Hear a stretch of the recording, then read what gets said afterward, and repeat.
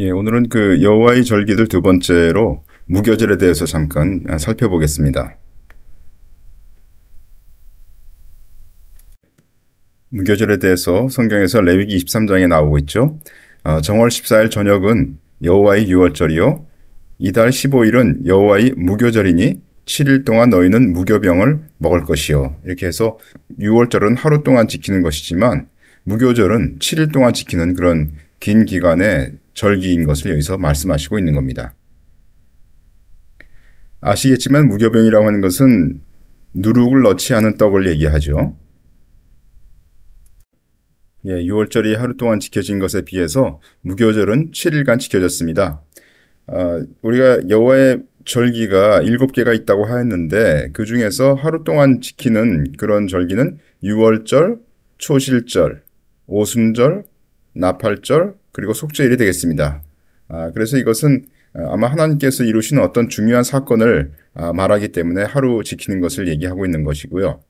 반면에 7일간이나 8일간 지켜지는 무교절 그리고 초막절이 있는데 이러한 절기들은 하나님께서 이루신 일에 근거하여서 하나님의 백성들이 축복을 누리는 어떤 것을 나타내기 때문에 오랫동안 지켜지는 것으로 이렇게 나온 것 같습니다. 특히 여기 무교절은 7일간 지키고 있는데 이것은 7일이라고 하는 것은 지상에서의 성도의 삶 전체 기간을 나타낸다고 보고 있습니다. 따라서 6월절에 주님께서 죽으심으로써 그 다음에 이제 곧 이어서 무교절이 시작되는데 7일간 진행되는 이 무교절은 구원받은 무리의 생활의 성격, 하나님과의 교제 생활 이런 것을 나타낸다고 얘기할 수가 있겠습니다. 저희가 무교병이 누룩이 없는 떡이라고 했는데요. 왼쪽에 있는 것이 무교병이 되겠죠. 좀 이렇게 바싹 말라있고, 그리고 이제 그 누룩이 없기 때문에 부풀어 있지 않은 그런 모습입니다. 오른쪽은 보통 우리가 사먹는 빵이죠. 이 빵은 누룩이 들어있기 때문에 부풀어 있는 모습인 것을 볼 수가 있습니다. 무교병은 우리가 마짜라고 얘기를 하고 있습니다. 레위기 23장 이달 15일은 여호와의 무교절이니 7일 동안 너희는 무교병을 먹을 것이요. 그 첫날에는 너희가 성회로 모이고 아무 노동도 하지 말지며 너희는 7일 동안 여호와께 화제를 드릴 것이요. 제7일에도 성회로 모이고 아무 노동도 하지 말지니라 이렇게 되어 있습니다. 그러니까 사람의 손으로는 아무 노동도 아니하면서도 그리스도의 제사의 향기는 계속 올라간다는 것을 말하고 있는 것이죠. 왜냐하면 화제를 드리니까요. 그렇죠? 그리고 하나님의 백성의 실제적인 거룩은 노동이 아닌 것을 나타내고 있습니다. 다시 말해서 여기 하나님 앞에서 우리가 화제를 드리는데 화제를 드리니까 하나님 앞에 제사의 향기는 계속 올라가는데 그런데 아무 노동도 하지 말라 이러지 않았습니까? 이것이 하나님의 백성의 거룩을 나타내는 것인데 그것은 아무 노동도 하지 않는 것이다. 이렇게 이제 얘기를 할 수 있고요. 그러니까 아무 노동도 하지 않는다는 건 뭐냐면 나의 힘과 나의 노력으로 어떤 것을 이루려고 하는 것이 아니다 이런 얘기죠. 주님의 능력과 그분의 인도하심을 따라서 행하는 것을 얘기하는 것이죠. 그들의 실제적인 거룩은 성령의 능력에 의해서 그들을 통하여 그리스도를 생생하게 계시하는 일이다라고 맥킨토시가 말을 하고 있습니다. 전 회중 가운데에서 일체의 육체적인 노동이 금지되었습니다. 그러나 화제의 아름다운 향기는 하나님께로 올라갔죠. 이것들은 무교절의 두 개의 위대한 특성들임을 분명히 보았습니다. 인간의 노동이 중지되고 제사의 향기가 올라가는 것은 실제적인 거룩의 삶을 살고 있는 신자의 생활에 대한 모형인 것을 하나님께서 여기서 말씀하시고 있는 겁니다. 이것이야말로 일면으로는 율법주의자와 또 일면으로는 도덕 폐기론자에 대한 얼마나 당당한 해법인지 모릅니다. 율법주의자는 본문에서 아무 노동도 하지 말라라는 이 말 때문에 입을 다물게 된다는 것이죠. 왜냐하면 율법주의자는 자기의 힘으로 뭔가 일을 해야 된다고 얘기를 하고 하나님께서 자기의 힘으로 한 것에 대해서 인정하실 거라고 생각하기 때문인데요. 또한 도덕 폐기론자는 너희는 화제를 드릴 것이요 라는 말에 의해서 좌절된다고 하는데요. 이 말은 무슨 말이냐 하면은 우리가 율법 아래 있지 않다 하기 때문에 어떤 이들은 말하기를 그럼 우리는 이제 율법 아래 있지 아니하니까 이제 도덕적으로 아무렇게나 살아도 된다. 이렇게 얘기하는 사람이 있다는 겁니다. 그런 자들을 이제 도덕 폐기론자라고 얘기를 하는 것이죠. 그러나 성경은 분명히 말하기를 너희는 화제를 드릴 것이요. 다시 말해서 하나님께서 받으심직한 그와 같은 화제를 드릴 것을 우리에게 명령하고 있기 때문에 우리가 어떤 율법에서 벗어났다고 해서 도덕적으로 타락하는 그런 것이 아니라는 것이죠. 그래서 하나님 앞에 우리는 성령으로 말미암아 언제든지 하나님께서 받으심직한 그와 같은 의의 열매를 드릴 것을 하나님께서 말씀하시고 있다. 이런 말씀이십니다. 우리가 율법에서 벗어났다고 얘기를 했는데 율법에서 벗어났다는 것은 우리가 아무것도 안 하고 도덕적으로 타락한다는 그런 뜻이 아니라 오히려 성령으로 말미암아 성령을 쫓아서 적극적으로 주님을 순종할 수 있게 하기 위해서 우리가 율법에서 벗어났다고 말씀하시고 있는 것입니다.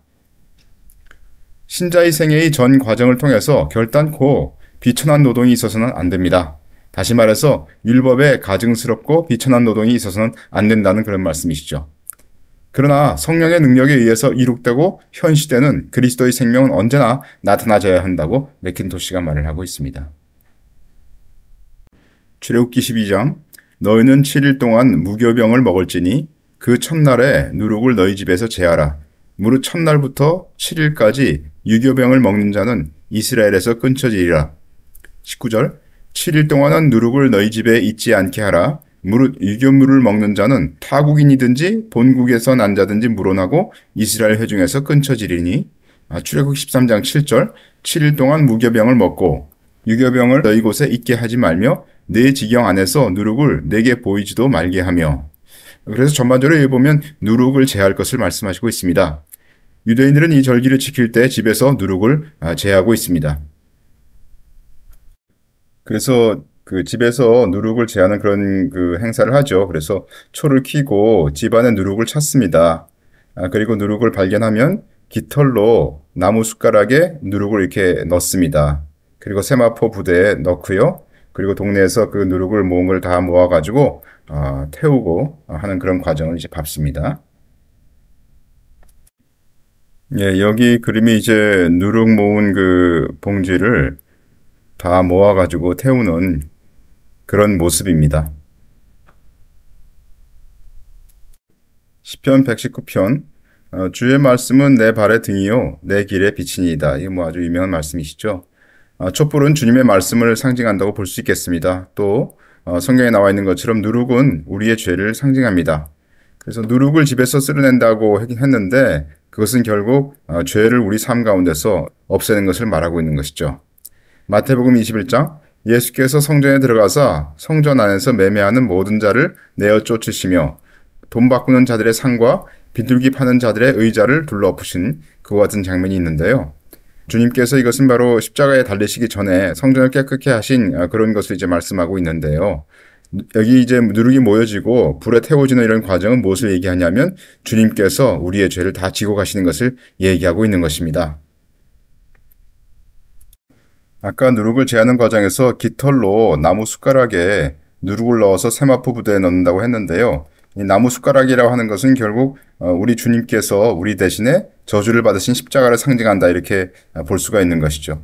신명기 21장 23절 그 시체를 나무 위에 밤새도록 두지 말고 당일에 장사하여 내 하나님 여호와께서 내게 기업으로 주시는 땅을 더럽히지 말라. 나무에 달린 자는 하나님께 저주를 받았습니다. 그래서 구약에서도 그 나무에 달린 자가 하나님께 저주를 받았다 이렇게 해서 우리 주님께서 나무에서 죽으실 것을 예언하신 것을 알 수가 있습니다. 누룩을 모아서 밖에서 태운다고 했는데요. 그것은 주님께서 성문 밖에서 십자가에 매달리신 것을 알 수가 있습니다. 요한복음 19장 예수의 못 박히신 곳이 성에서 가까운 거로 많은 유대인이 이 패를 읽는데 히브리와 로마와 헬라 말로 기록되었더라.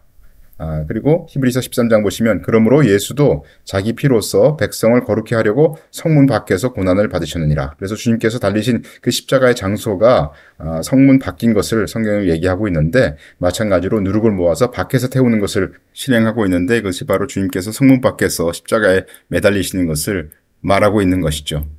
그런데 이것은 이제 성경에 나와 있는 것이 아니니까 저번에도 말씀드린 것처럼 이런 어떤 과정들을 통해서 우리가 어떤 의미는 부여할 수 있겠지만 그것이 절대적인 진리라고 말을 할 수는 없는 것이고 또한 그러한 것들을 우리가 실행을 해야 유익하다라는 이런 가르침을 우리가 받아들이면 안 되겠습니다. 또 세마포에 싸서 불에 태운다 이렇게 되어 있는데요.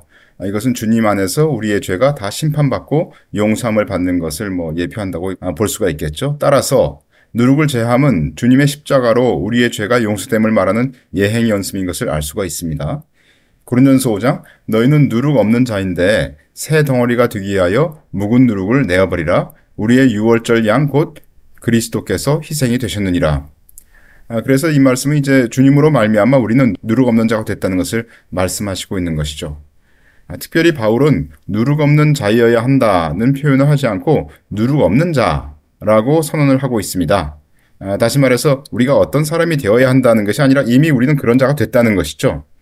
그의 표현은 그들이 더 이상 죄의 지배를 받지 아니할 뿐만 아니라 그리스도 안에서 존재 자체가 새로운 피조물이 되었음을 강조한다고 주석에 나와 있습니다. 누룩이 없는 상태는 그리스도인의 삶의 실제적인 상태로서 그들이 다시 묵은 누룩으로 돌아갈 수 없는 신분임을 강조하고 있습니다. 바울은 누룩으로 시작된 비유를 무교절의 무교병과 유월절 어린 양이라는 또 다른 비유의 의미에 연결시키면서 그리스도의 희생으로 성취된 무교병에 참여한 자들은 더 이상 누룩 있는 떡을 먹지 않는다는 것을 설명하고 있습니다. 물론 여기서 우리가 얘기하는 것이 평상시에 우리가 누룩 있는 떡을 먹지 않는다. 그런 얘기를 하는 것은 아니죠. 우리가 빵을 먹지 않습니까? 누룩 있는 빵을 먹습니다. 그러나 여기서는 말하자면 예표로 얘기를 한 거니까요. 누룩 있는 떡을 먹지 않는다. 다시 말해서 우리의 삶 가운데서 죄를 사랑하고 죄를 거듭지는 그와 같은 삶을 살지 않는다 하는 것을 말씀하시고 있는 것이죠. 고린도전서 5장 8절 이러므로 우리가 명절을 지키되 묵은 누룩도 말고 괴악하고 악독한 누룩도 말고 오직 순전함과 진실함에 누룩 없는 떡으로 하자. 칼빈은 이 구절을 영적인 유월절을 지키자라는 의미로 해석을 했습니다. 왜냐하면 당시의 그리스도인들은 이미 새로운 유월절의 개념을 알고 있었기 때문입니다. 그들은 잡히시기 전날 밤에 만찬에서 떡을 떼시고 포도주를 나누신 것이 무엇을 의미하는지 알고 있었습니다. 그리스도의 몸과 피를 먹고 마시는 자는 다시 범죄할 수 없는 것과 같이 새로운 명절에 참여한 자들은 옛 습관에 죄악된 누룩을 가지고 새 덩어리에 참여할 수 없는 것을 말하고 있는 것이죠. 그래서 어떤 분들은 이 고린도전서 5장 8절을 가지고 야 여기 봐라. 여기 유월절을 지키라고 돼 있지 않느냐. 이렇게 해서 유월절을 지켜야 한다고 주장하는 사람들이 있는데 그분들은 성경을 읽어보지 않은 사람이라고 저는 생각합니다. 성경에는 분명히 우리에게 절기를 지키지 말라고 말을 하고 있지 않습니까? 갈라디아서 4장에 보시면 너희가 날과 달과 절기와 해를 삼가 지키니 내가 너희를 위하여 수고한 것이 헛될까 두려워하노라 이렇게 되어 있습니다. 다시 말해서 하나님께서는 분명히 우리에게 신약 시대에 이제 절기는 문자적으로 지키는 것이 아니다. 그것은 그리스도께서 우리를 위해서 해주실 일이 무엇이고 그리고 그리스도를 받은 우리가 하나님 앞에서 어떻게 평강으로 안식으로 지낼 것인가 하는 것을 말씀하신 예표이기 때문에 이제 실제가 되신 그리스도께서 오셨고 우리가 주님을 믿었기 때문에 옛날에 예표로 있었던 절기를 지키는 그런 것은 지나갔다라고 말씀하신 것이 분명합니다. 물론 절기 가운데서 아직도 실제적으로 성취되지 않은 그러한 절기가 있죠. 그러나 그런 것은 이미 주님께서 죽으신 십자가의 공로로 말미암아 앞으로 실현될 것이 분명한 것이기 때문에 이와 같은 예표로서의 절기는 문자적으로 지키는 것은 지나갔다라고 보는 것이 타당합니다. 따라서 이제 새 명절을 지키고자 하는 자들에게 필요한 것은 누룩이 아니라 순전함과 진실함이라는 그리스도인의 삶의 특징적인 생활입니다. 새로운 명절은 더 이상 종교적 의식과 시간과 장소에 구애받지 않습니다. 누룩 없는 새 명절은 모든 삶의 영역에서 거룩한 삶으로 드려져야 할 성도의 순결한 삶을 의미하는 것입니다. 그러므로 바울은 묵은 누룩과 괴악하고 악독한 누룩을 버려야 할 것을 권고하고 있습니다. 여기서 묵은 누룩과 괴악하고 악독한 누룩이라고 하는 것은 성도들이 그리스도께 속하기 이전에 지니고 있던 죄의 습성을 가리키고 있습니다. 그리스도 안에서 빚어진 성도들은 묵은 누룩이 뜻하는 음란과 정욕, 술 취함과 방탕, 연락과 무법한 우상 숭배 등을 버리고 새 사람으로서 영향력을 발휘해야 합니다. 어떤 이들은 여기서 명절을 지키자고 하였으므로 유월절을 지켜야 한다고 주장하나 그것은 주님의 십자가의 사역의 의미를 모르는 데서 나오는 주장입니다. 구약의 유월절은 주님의 십자가 사건을 말하는 예행 연습에 불과합니다. 아주 분명한 것은 뭐냐면 여기서 이 말씀을 가지고 어떤 자가 명절을 지키자고 했기 때문에 유월절을 지켜야 된다. 이렇게 주장하는 사람은 그는 미혹하는 자입니다. 그러한 자를 멀리 하십시오. 그는 분명한 이단이라고 볼 수밖에 없습니다.